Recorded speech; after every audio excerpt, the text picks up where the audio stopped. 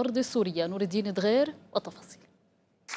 وكما قلنا لكم تو باش نقدموا لكم شهاده خطيره برشا، شهاده مهمه برشا لتونسي مشى للجهاد في سوريا ثم رجع. ابو قصي، مرحبا بك ابو قصي، اهلا وسهلا.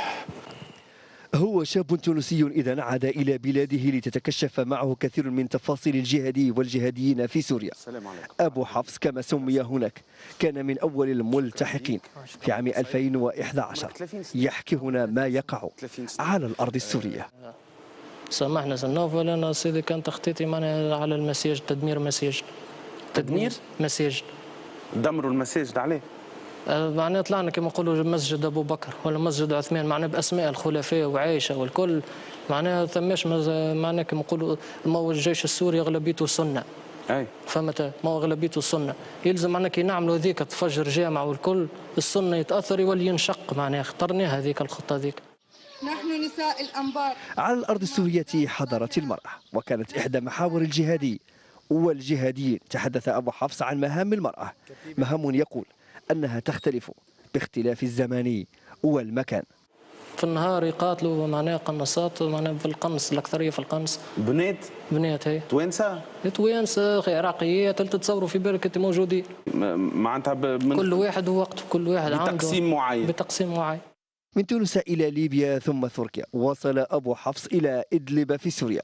الشاب التونسي وبحسب ما يحكي وجد على الأرض السورية لعبة دولية كبرى. النصرة أكثر واحد يمول فيها شكون؟ جبهة النصرة جمعيات إسلامية من بلاد قطر، حتى السعودية عندها يدرى، عنده هما 4 نواب من البحرين جاوا دعمونا عطاونا الفلوس، واحد منهم اسمه عادل المعاودة وواحد اسمه عبد المجيد مراد، هذوما زوز الشيوخ التابعين التيار السلفي في البحرين، في النواب هما زوز هذوما نواب من البحرين. من البحرين وتجاوز زيد عليهم 8 نائب كويتي اسمه وليد الطبطبي. أكثر من عامين على وصوله إلى سوريا قرر الشاب العودة.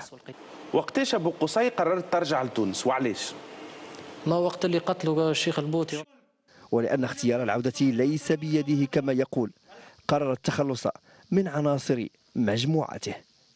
نجبدك المدفع الرشاش وانا اخر واحد فيهم هما قدام، وانا محضر وانا من الليل معناها امور واضحه، ما كرتوش حاضر والكل هيك تصرفت فيه. شنو قتلته؟ قتلته. قداش قتلت من واحد؟ الكل. ليفر راجعا إلى بلده تونس، وتتكشف معه تفاصيل التونسيين والقتال في سوريا.